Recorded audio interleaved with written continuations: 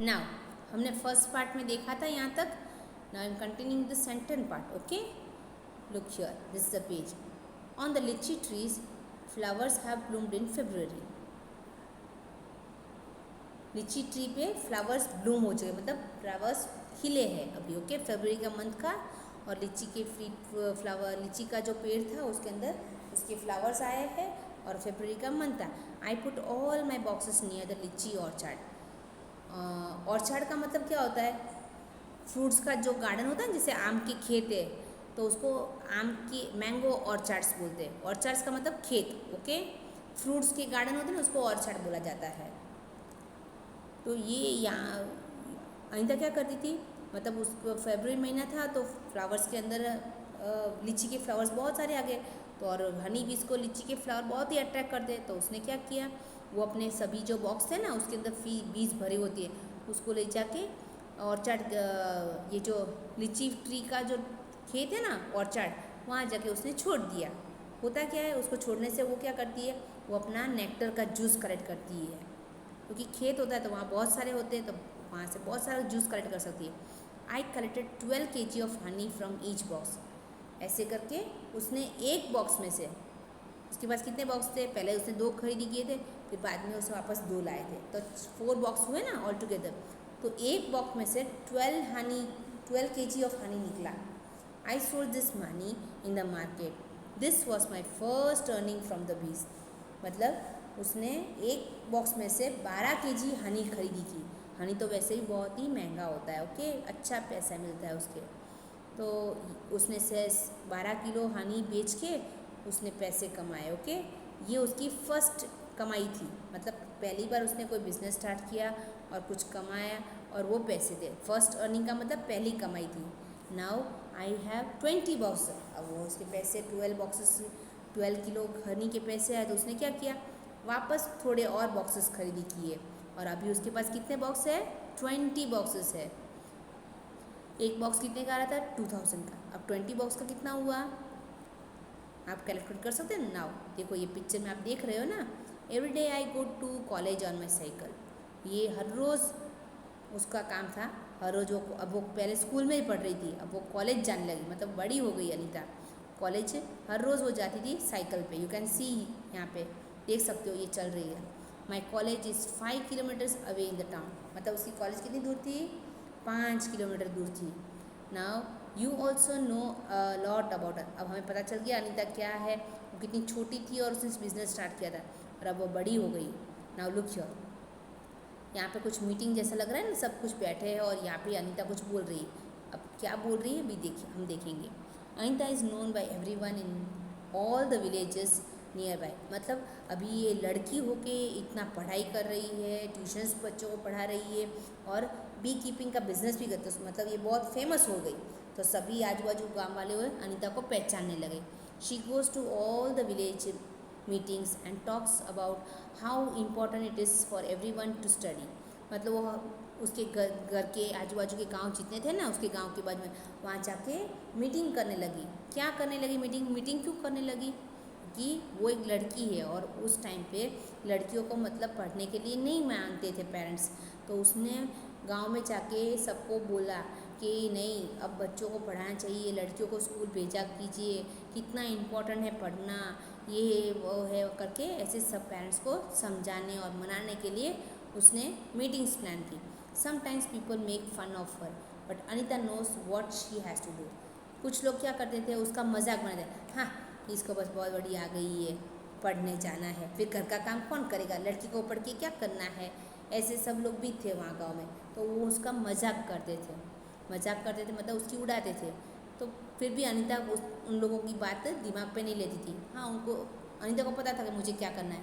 बोलने वाले बोलेंगे, फिर धीरे धीरे वो समझेंगे तो फिर नहीं बोलेंगे. Anita wants to become a wholesaler so that she can help the villages to get the right price for their Honey.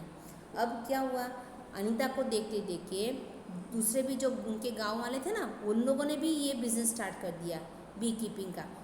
Anita ने सबको सिखाया, जिन जिनको सीखना था, तो उन लोगों को सिखाया तो उनको भी मज़ा आया.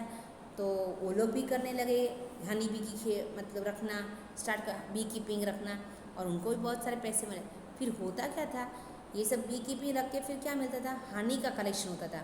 तो पहले लोग क्या करते थे, हनी अपने घर पे लाके हम किसी और को बेचते थे, तो वो लोग इतना हनी का दाम नहीं देते थे, पैसे नहीं देते थे।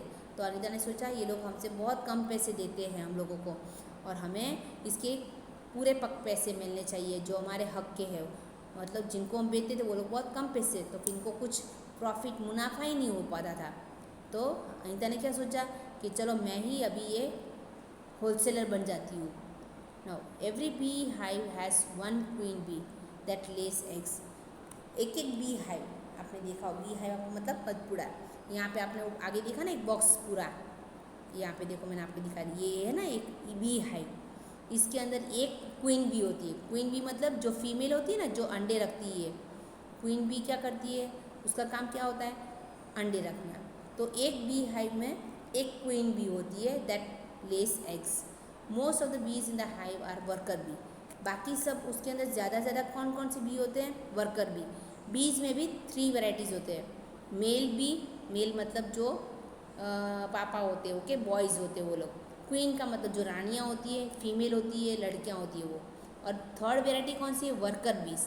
वर्कर बीज क्यों इसका नाम वर्कर है, क्योंकि ये वर्कर बी कौन होते हैं, वो काम ही करते हैं। क्यों काम करते हैं, ये वर्कर भी है ना, जो हमारे घर के अंदर हम बोलते हैं दादी जैसे बूढ़े होते हैं, मम्मी जैसे बूढ़े जो बन जाते दादियों, तो वो मतलब एग्स भी नहीं ले कर सकते हैं और ना ही तो वो क्या करते हैं, वो वर्कर बीज का काम क्या होता है, वो बच्चों जो क्वीन बी बच्चों को रखती है ना, तो उनको रखती है, उनका देखभाल करती है बी हाइव्स के अंदर। Okay, she takes care of the young ones. Okay, जो बीज एग्स ले करती है तो उनको देखना भी पड़ता है, जो बच्चे होते हैं बेबी बीज को। तो फिर एक वर्कर भी है ना, वो बेबी बीज को भी देखते हैं और उनके लिए नेक्टर जूस लाके कलेक्ट करती है, उनको खाना भी लेके आती थी। क्वीन बी सिर्फ एग्स ले करती है। मेल बी जो होता था फिर उसका कुछ काम नहीं था। ओके, और जो वर्कर बी कौन होते थे, जो बूढ़े बूढ़े बीज जो होती है ना, बूढ़ी बूढ़ी जो बूढ़े बन जाते, ओल्ड हो जाते, जो एग्स ले नहीं करते, तो वो बच्चों को समझ, जैसे आपके घर में भी दादियाँ होती है ना, वो कुछ काम मतलब करते, कभी नहीं भी करते क्योंकि वो बूढ़े हो गए, तो वो बच्चों को ध्यान रखते हैं, उनको फुसलाते हैं, उनको देखते हैं। वैसे ही ये वर्कर भी ऐसे बूढ़ी जो क्वीन भी होती है ना, जो बूढ़ी बन जाती है, उनको वर्कर भी बोला है। वो बच्चों को देखती है और हनी बीज मतलब नेक्टर कलेक्ट करती है। यू कैन सी यर, ये क्या है, ये पिक्चर में क्या दिख रहा है, ये मधुपुड़ा है, हनी ये बी हाइव है। ओके, आप देख सकते हो यहाँ हनी है और ये मधुमक्खियों का मतलब घर है। दे फ्लाई अराउंड फ्लावर्स, मतलब ये वर्कर भी जो होते हैं ना, वो फ्लावर के पास जाते हैं उड़ के। क्यों जाते हैं, they collect nectar from flowers to make honey. वो फ्लावर के अंदर जो जूस होता है ना, उसको मैंने बोला था आपको नेक्टर बोला जाता है, वो नेक्टर को वो लोग कलेक्ट करते हैं। कौन, worker bee. When any bee finds flower with nectar, it does a special kind of dance by which other bees can know where the nectar is. अब होता क्या है, सभी फ्लावर्स के अंदर नेक्टर नहीं होता है। ओके, तो सब बीज है ना साथ में ही जाती है। ओके, फिर क्या होता है, जिस बी को पता चल जाता है कि ये फ्लावर के अंदर नेक्टर है और नेक्टर मिल जाता है, तो वो एक अजीब सा डांस करती है। इससे वो बाकी दूसरी बीज होती है ना, उनको इशारा करके समझाती है, इशारा मिल जाता है कि हाँ चलो यहाँ पे ये है, वहाँ पे नेक्टर वाले फ्लावर्स है, इसलिए हमें वहाँ झांकना है पाके। मतलब हर कोई सभी जगह पे अलग अलग जगह पे जाके कलेक्ट तो करते हैं, बट हर किसी फ्लावर में नेक्टर नहीं होता है। तो किसी भी एक बी को पता चल जाता है कि यहाँ नेक्टर वाले फ्लावर्स है, तो वो एक डांस करके मतलब वो इशारा करती है बाकी दूसरे बीज को, उसका इशारा देके बाकी के जो बीज होते हैं वो आ जाते हैं और फिर वहाँ से फ्लावर में से नेक्टर का जूस कलेक्ट करते हैं। The worker bees are very important for the hive. ये वर्कर बी जो है ना, वो बहुत ही खास है बी हाइव। क्यों खास है, क्योंकि वही नेक्टर ढूंढ के लाते हैं फ्लावर में से और उसी में से फिर हनी बनता है। Okay, without them there would be neither hive nor nectar collection. मतलब वर्कर बी अगर ना हो तो ना तो बी हाइव बनता है और ना ही कोई नेक्टर का कलेक्शन हो सकता है। बी हाइव मतलब जो मधुमक्खियों का घर होता है ना, उसको हाइव बोलते हैं।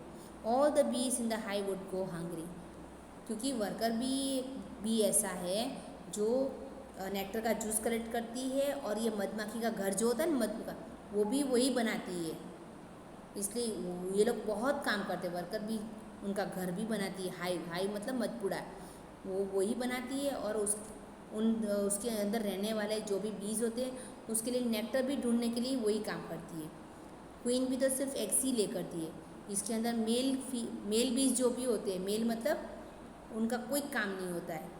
Which of the other insects that live together in group like honey bee, mostly सभी इंसेक्ट्स जो भी मधुमक्खी, आपने देखा कीड़ी का भी पूरा टोला ही जाता है, लाइन बाय लाइन जाती है। सभी इंसेक्ट्स ग्रुप में ही रहते हैं। Okay, ends live and work together like Honey बीज, आपने देखा होगा एंट, कीड़ियों को, मकोड़ों को, सब साथ में मिलके काम करते हैं। द क्वीन एंड्स ले द एग्स, क्वीन एंड्स क्या करती है, जो रानी होती है वो वही एग्स ले करती है। And soldier ants looks after and guard the ant hill, और इसके अंदर जो जैसे यहाँ वर्कर हनी बीज में वर्कर भी है, ऐसे ही एंड्स के अंदर कौन से होते हैं, सोल्जर एंड्स होते हैं। वही सब बच्चों को ध्यान रखती है और वो उनका घर भी बनाती है। Worker ants are always busy looking for food and bringing it to them, worker भी हमेशा वर्कर बी की तरह बिजी होते हैं, क्योंकि उनको काम ही काम होता है। पहले नेक्टर का कलेक्शन करते हैं और फिर लाके बी हाइव बनाते हैं और बच्चों का ध्यान रखती है, मतलब उनको बहुत ही काम होता है। Termites and wasps also live like this, termites और वैप्स, टर्माइट्स मतलब हम आपको पता हो गुजराती में बोलते हैं उसको उदई, जो लकड़ी को खा जाता है। वैस्प भी एक प्रकार का ब्लैक कलर का इंसेक्ट्स है।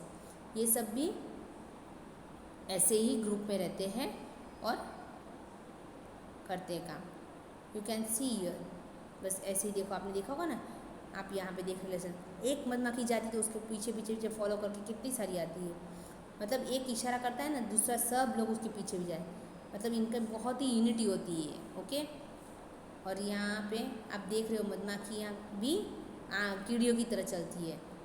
बस यही आपका लेसन है। Thank you for listening.